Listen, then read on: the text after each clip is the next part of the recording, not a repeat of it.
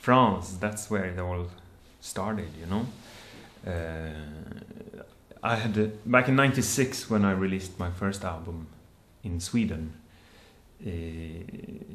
Nothing really happened. I sold a couple of hundred records maybe, and I thought I was very proud. I was very happy. I thought that was kind of it, and that at least I made a record. But a couple of months later, they had a phone call at the BMG Records that France wanted to release the record. And we were so surprised and so happy, and we came here and we did a concert at Le Revient, and the album was released in March or April '97, I think it was. And suddenly it just happened, you know, it just grew big immediately. And so it was definitely here in France where it all started, and where I have the longest relationship with my fans, so to say. And they know me the best because they've read them, you know, they know the history the best, more than any other country. And pretty soon after France came Spain, Portugal, and then of course they spread it over to Canada, Brazil, Argentina, and you know. But it was definitely here it started, and you know, because it grew big here in the '90s. We started to spend so much time here. In France, and first and foremost in Paris, but all over France. We did, you know, 100 shows in France in the '90s, like all over. I remember so well, plenty of small towns, and I dreamed to one day be able to come back and play in these small cities again. Like, I can mention so many, and they all mean a lot to me.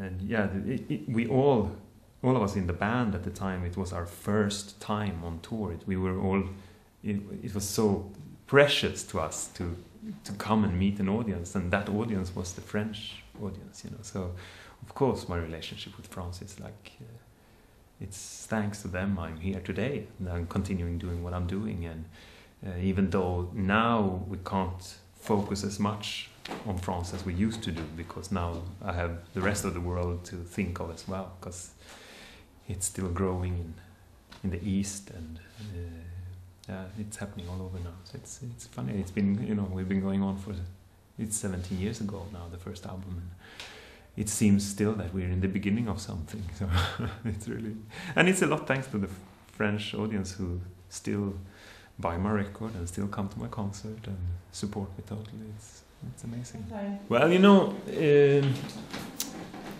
in 2002, when we started to focusing on America, and a bit later in 2004 we started more to give Russia and China and Turkey a lot of attention. And you know, when it started to grow in these different countries, I after a while started feeling that I had almost given up on my French fans that was so precious to me, that was so important to me. So we didn't really get that attention in America that we were hoping. So I decided to stop spending all this, because to reach a certain level in America takes so much time, and I decided I prefer to spend that time with the people who already know my work, instead of spending all that time in America and maybe reaching an audience. So we decided let's go back to where we know that we have people who listen and follow us. And so that's when we started coming, because between 2000 and 2005 I didn't come to France, and I regret it, of course, because it would have been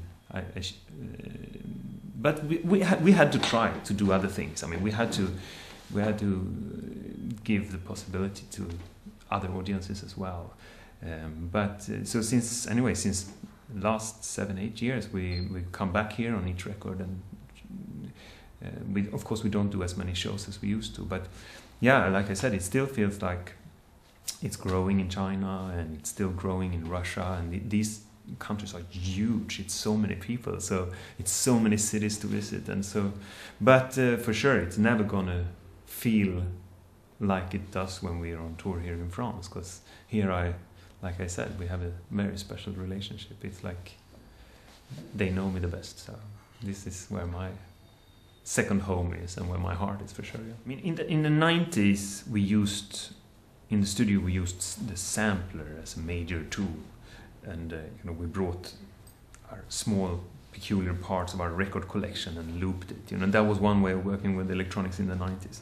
And then, but still, it had an acoustic touch to it because of the instruments we played on top of that. But then with Antenna, that was really like a test and a mix between the really electronics and the string orchestra. And then Rush was more like a proper electronic album done here in France, more like dance music album.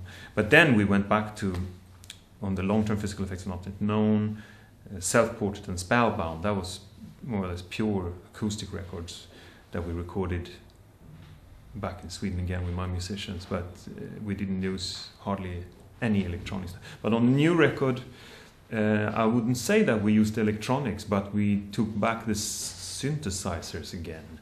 But we used them in a way, just like one ingredient in an orchestra.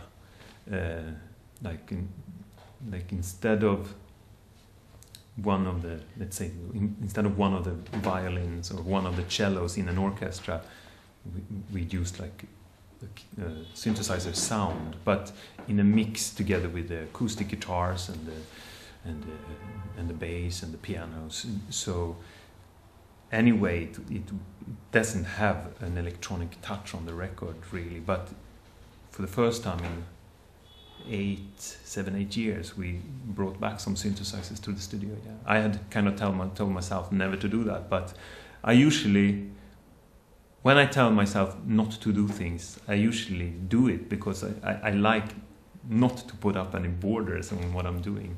It's like I have always in my life hated the didgeridoo, the Australian instrument. So I decided to bring it on this new record because I want to. I don't want to hate things. I prefer to take it then and do something beautiful of it and leave it behind me. And now I don't hate the didgeridoo anymore because we did something beautiful with it. And I think that's also one of the reasons why I called my record Cockroach, because Cockroach is such a hated animal. So everybody just wants to kill it and hate it all the time. So I wanted to take that little word, that little animal, and make something beautiful out of it. And so people can now say, yeah, I really like that cockroach, to say something positive about this hated creature.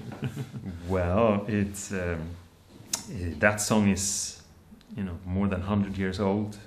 It was, I think it was, from the beginning it was sung by the slaves, when they arrived in America, and it became like a Negro spiritual.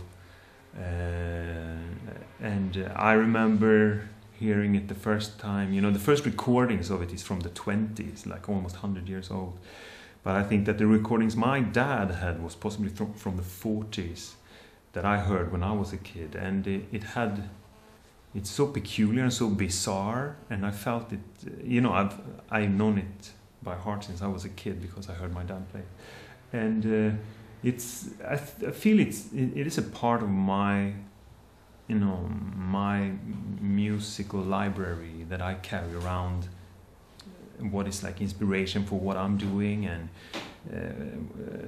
it has this jazzy touch that I am very inspired by, and it has this bizarreness in the changes, and it was, just for me it took 5 minutes to record, and it was not from the beginning meant to be anything else than a little test. I just did this 4 takes of vocal during a little coffee break, but then when I played it to my musicians and when I played it to the record label, everybody was just, wow, this is so different. You have to put it on the record and to make it a passage between all these pop songs, kind of. So it became very particular, yeah.